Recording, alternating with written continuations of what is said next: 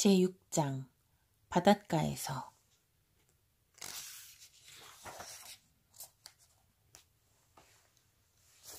밖으로 나간 새 아이는 네스터와 마주쳤다. 정원사는 무서운 눈으로 그들을 노려보며 물었다. 지금 어디 가려는 게냐? 사실 대답도 필요 없었다. 아이들은 수영복을 입고 저마다 수건을 하나씩 들고 있었다. 릭은 제이슨의 수영복을 빌려 입었지만 눈에 띄게 몸에 끼었다. 아이들의 대답을 기다릴 것도 없이 네스터는 손에 들고 일하던 괭이를 땅에 놓고 소리쳤다. 거기 서 있거라! 꼼짝하지 말고! 할아버지! 쌍둥이가 거의 동시에 외쳤다. 한 걸음도 움직이면 안 돼! 어느 쪽으로든! 네스터가 다시 한번 단호하게 말했다. 네스터는 다리를 절며 재빨리 자기 집 쪽으로 걸어갔다. 그는 집 안으로 들어갔고 잠시 후 천 조각을 손에 들고 나왔다. 그리고 아이들이 있는 쪽으로 가서 릭에게 천을 던졌다. 릭의 몸에 좀 더 맞을 것 같은 수영복이었다. 이걸 입어라. 이게 더 낫겠다. 네스터가 말했다. 그러더니 등을 돌리고 다시 괭이로 땅을 파는 일에 몰두했다. 줄리아는 조금 기분이 나빠졌다. 그런데 우리에게 뭐 해줄 말씀 없으세요? 줄리아가 대들듯 말했다. 줄리아의 등 뒤에서 릭은 새 수영복을 입고 있었다. 뭐라고 말해야 하는데? 네스터가 줄리아를 흘기보았다. 그는 조그만 베고니아를 자기 앞으로 들어 올려 마치 귀중한 보물이라도 되는 양 이리저리 돌려보았다. 예를 들면 이런 말이요. 부탁이다. 계단 내려갈 때 조심해라. 라든가. 금방 식사했으면 3시간 동안은 절대로 수영하지 말아야 한다는 거 알지?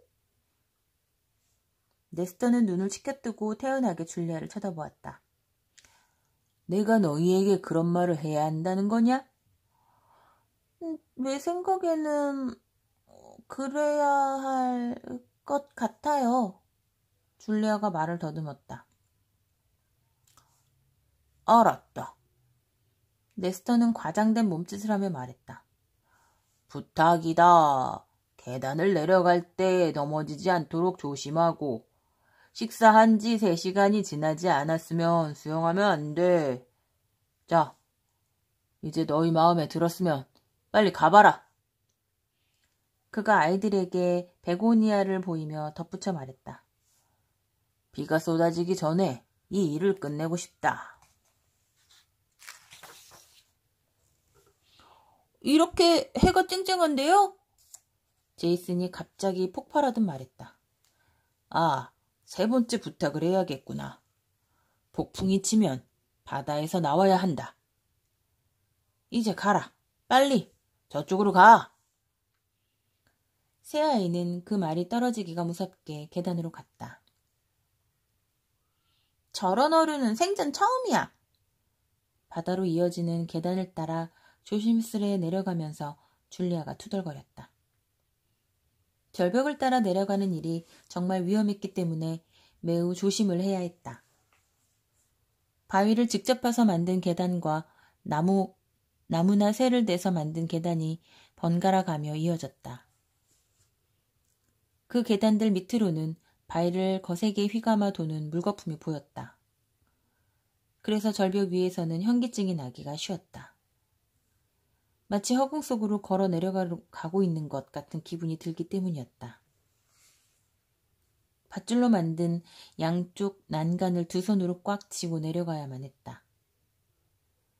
그때 해초와 젖은 모래 냄새를 실은 바람이 불어와 머리카락을 정신없이 헝클어 놓았다. 밑으로 내려갈수록 절벽은 덜 위협적이었다.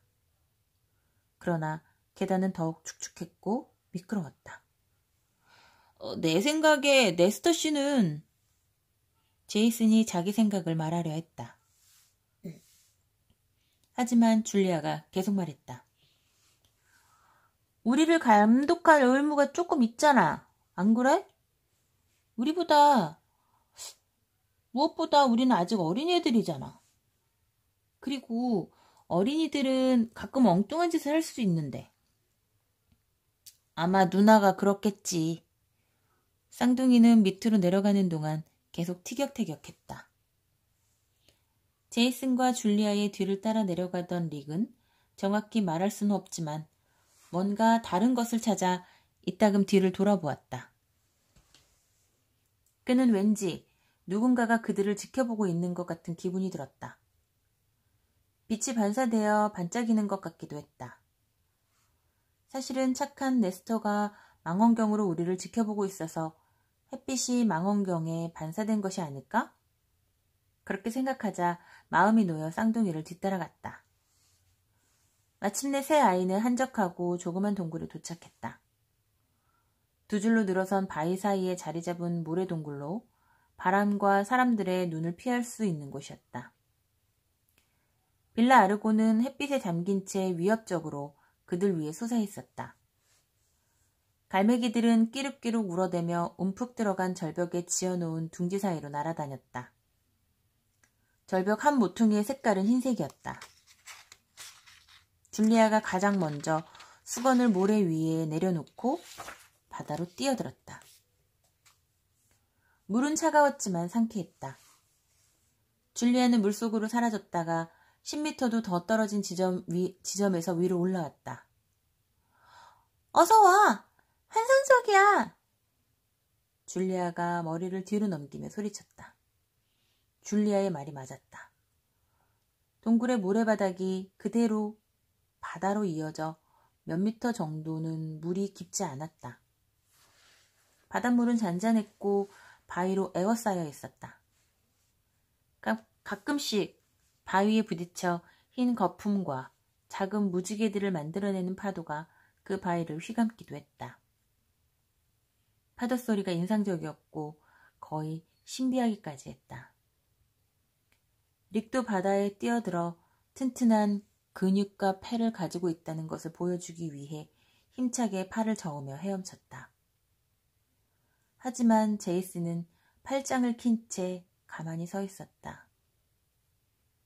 바닷물이 그의 무릎을 핥았다. 그는 찌푸린 표정이었다. 빨리 와, 겁쟁이야. 줄리아가 릭 옆에서 헤엄을 치며 소리쳤다. 쟤는 항상 저렇다니까. 물이 40도가 되지 않으면 아무것도 하지 않으려고 해. 줄리아가 릭에게 설명했다. 릭이 웃었다. 줄리아의 머리카락에 매달려 있는 작은 물방울들이 작은 진주 같았다. 이럴 때 방법은 딱 하나뿐이야. 줄리아가 속삭였다. 제이슨은 바닷가에 서서 자신에게 뭔가 끔찍한 일이 벌어지려는 것을 본능적으로 알아차렸다. 그는 달아나 보려 했지만 얼음같이 차가운 물이 기관총 포격처럼 그의 등을 공격해서 죽을 힘을 다해 비명을 지를 수밖에 없었다. 절벽 위에서 네스터는 미소를 짓고 있었다. 그는 제이슨의 비명소리와 뒤섞인 줄리아와 릭의 웃음소리를 들었다. 그래서 새 아이가 무사히 바닷가에 도착한 것을 알았다. 다시 집에서 아이들의 소리를 듣는 것은 멋진 일이었다. 아이들 때문에 할 일이 더 많아졌다. 그래도 이제 힘들게 정원을 보살피고 색색깔의 꽃들을 심을 만한 가치가 있었다. 비록 아이들 중 누군가가 공을 차서 망가뜨려 놓을지는 모르지만. 아침에 잠에서 깨어 아이들의 질문과 호기심을 채워주며 새로운 하루를 시작하는 상상을 해보는 것도 아름다운 일일 것이다. 그가 진심으로 바라고 있듯 저 아이들이 정말 착한 아이들이라면 말이다. 지금은 바람에 실려오는 웃음소리만 있을 뿐이다. 빌라 아르고에 웃음소리가 울려 퍼진 게 얼마만인지. 이보다 더 좋은 건 없어. 그가 중얼거렸다. 더 좋은 건 없지. 네스터는 계속 조용히 깨끗한 흙 속에 손가락을 집어넣고 베고니아의 작은 뿌리에 가장 좋은 흙을 찾고 있었다. 그러나 그는 망원경 같은 건 갖고 있지 않았다. 조금 뒤 제이슨과 줄리아와 릭은 수건 위에 배를 대고 엎드려 모래 속에서 찾아낸 보물 몇 개를 늘어놓았다. 파란색 돌 2개와 하얀색의 조그만 조약돌 5개, 부서진 조개 껍데기들과 새로 만든 걸쇠가 달린 나무도먹이었다. 그 나무도먹을 손에 넣으려고 아이들은 바위가 끝나는 지점까지 헤엄쳐갔다. 그쪽의 바다는 깊었고 물이 거세게 흐른다는 것이 느껴지기도 했다. 릭은 그 이상 나아가지 않는 게 신중할 것이라고 주장했다. 쌍둥이도 그 말에 동의했다. 무엇보다 그들에게는 어떤 놀이를 해도 좋을 잔잔한 물이 있는 그들만의 공간이 생겼다. 제이슨은 다음번에는 꼭 공을 가져올 거라고 맹세했다. 줄리아가 가만히 일광욕을 하는 동안 릭과 제이슨은 바위 사이를 뒤지고 다니다가 곧 2번째의 작은 모래사장을 발견했다. 그곳에서 나무로 만든 조그만 부두의 흔적들이 발견되었다. 부두에는 정방용 밧줄이 걸려있기도 했다. 부두의 나무판과 기둥은 모두 썩었지만 어쨌든 그 부두는 한때 율리시스 무어 노인이 그곳에 자기 배를 보관했다는 증거였다. 제이슨은 자신의 모험에 대해 상상의 날개를 펴기 시작했다. 그는 릭과 같이 돌아와 줄리아에게 소식을 전했다. 그 사이 줄리아는 일광욕에 실증이 나 있었다. 제이슨의 이야기 속에서 바위 탐사와 부두를 발견한 사건은 엄청나게 부풀려졌다.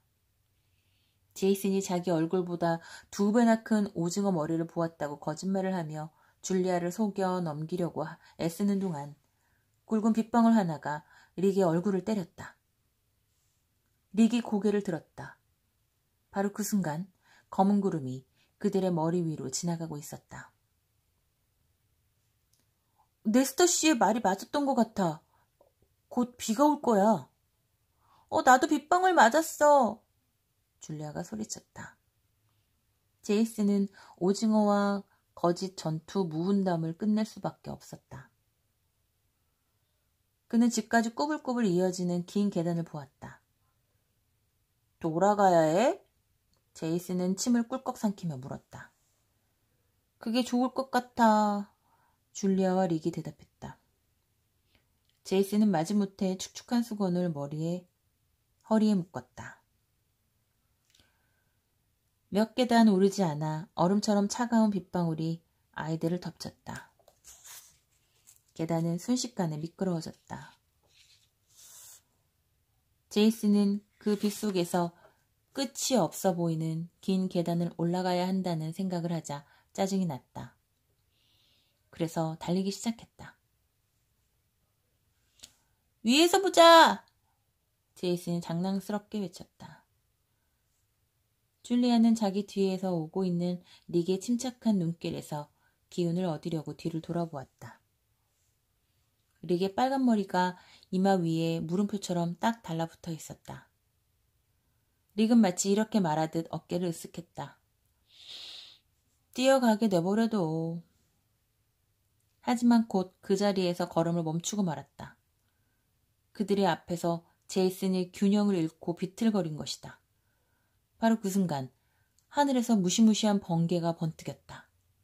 하얀 주먹처럼 바다에 번개가 내리쳤다. 안 돼! 줄리아가 비명을 질렀다.